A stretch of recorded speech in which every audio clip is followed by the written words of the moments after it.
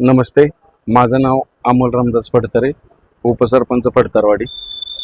आज जिल्हा परिषद आणि पंचायत समितीच्या इलेक्शनच्या संदर्भात राजगट शिवसेनातर्फे जे पंचायत समितीसाठी आणि जिल्हा परिषदेसाठी आमचे उमेदवार दिलेले आहेत।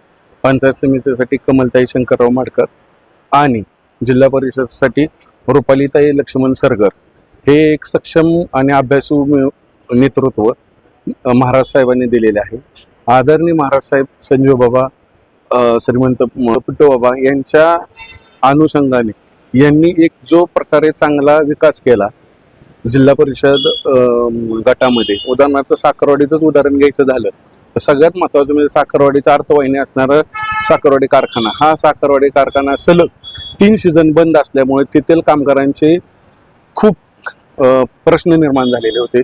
त्यांचे पगाराचे प्रश्न निर्माण होते, शेतकऱ्यांचे पेमेंटचे प्रश्न निर्माण झालेले होते आणि कारखाना बंद असल्यामुळे तिथे पूर्ण अर्थवाहिनी ठप्प झाली। ती पूर्ण अर्थवाहिनी चालू करण्याचं काम केवळ आणि केवळ आदरणीय श्रीमंत रामराजे नाईक निंबाळकर साहेब यांनी केलं।